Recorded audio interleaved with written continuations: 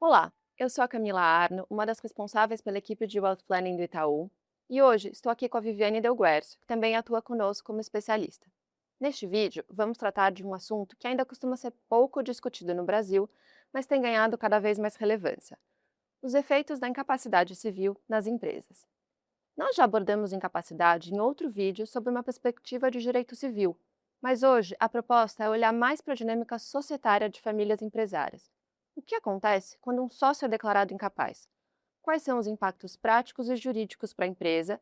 E como instrumentos de governança podem ser úteis para garantir que a incapacidade não afete de maneira adversa o dia a dia dos negócios? Para começar a nossa discussão, a primeira questão que eu queria trazer é: o que significa, em termos jurídicos, incapacidade civil? Bom, a nossa legislação, ela prevê o que é a incapacidade, e eu acho que o caso mais relevante é quando uma pessoa, de forma transitória ou permanente, deixa de conseguir exprimir a sua vontade. Então, para trazer para um caso prático, vamos pensar num patriarca que é sócio de uma empresa e também é o responsável pela tomada de todas as decisões relevantes dentro dessa empresa. Se ele sofre um acidente ou se ele vai fazer uma cirurgia e essa cirurgia não sai como planejado e ele perde o poder de exprimir a sua vontade, como é que essa vontade vai ser manifestada no dia a dia? Como é que o negócio vai continuar, fluindo, né, da maneira como fluía antes de acontecer esse evento? Viviane, pensando nesse caso prático que você trouxe, o primeiro passo quando uma pessoa deixa de conseguir exprimir sua vontade é a abertura de um processo de interdição. E ele culmina com a nomeação de um curador, Uhum. certo? Isso, Camila. Quando a gente tem a interdição, é muito comum que o judiciário avalie dentro da empresa se o sócio incapaz ele permanece ou não dentro do quadro societário. E essa avaliação, ela depende justamente de quem foi nomeado como curador e de quem vai representar esse sócio na tomada de decisões, no dia a dia da empresa. Mas uma coisa é deter a sociedade e as cotas dessa sociedade e outra coisa é administrá-la de fato. É, e aí você entra numa uma questão bastante crucial, né, que é o papel do curador.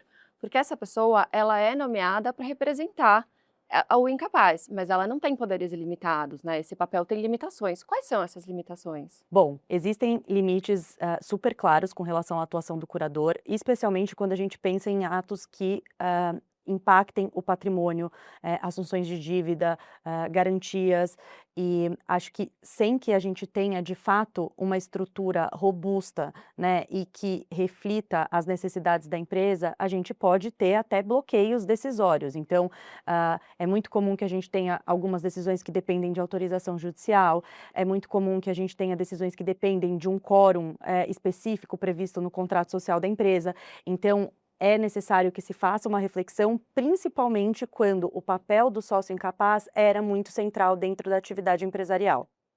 É, e eu imagino que, principalmente quando a gente tem esse sócio com papel central, sendo ali o dia a dia da companhia, pode gerar muita insegurança, atrapalha demais o funcionamento dessa companhia, né? Mas a gente tem alguns métodos para fazer com que esse dia a dia possa continuar fluindo sem ser atrapalhado com caso de incapacidade civil, né? Como é que a governança corporativa pode ajudar nisso?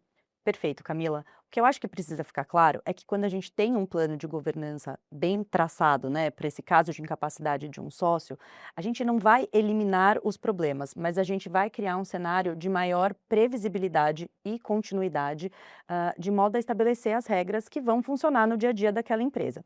Então, a gente pode trazer regras, por exemplo, relacionadas à tomada de decisões, evitando que a gente tenha um vácuo de poder. A gente pode trazer regras com relação a quórum, de decisão, então, se o voto desse curador, né, representando o sócio incapaz, continua tendo o mesmo peso que o voto do sócio incapacitado tinha anteriormente.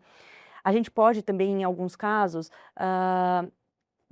prever especificamente que o cônjuge desse sócio não vai ingressar na empresa, porque às vezes esse cônjuge não tem a experiência necessária para ter esse papel no dia a dia. E assim, acho que num caso mais extremo, a gente ainda pode ter previsões dizendo como é que vai ser a apuração de haveres, né, como é que eu vou dar a este, representante do sócio incapaz o valor da participação societária que ele teria direito, tá. Então acho que assim, a gente tem, um leque enorme de opções que podem ser previstas dentro dos contratos sociais da empresa, de modo a adequar à necessidade da família, mas, de novo, a gente precisa fazer uma análise do caso a caso e entender o que é que aquela família precisa de fato. Obrigada, Viviane, foi super esclarecedor. E como se pode perceber, a incapacidade gera impactos relevantes no âmbito societário. E quanto maior for a dependência da empresa e da família em relação a uma única pessoa para a tomada de decisões, maior o risco de descontinuidade e instabilidade quando essa pessoa deixa de ter condições de exercer suas funções. Por isso, é sempre preferível que a família estabeleça essas regras desde já, de forma planejada, em vez de ter que constituí-las às pressas no meio de uma crise. Esperamos que tenham gostado e até o próximo Wealth Planning Insights.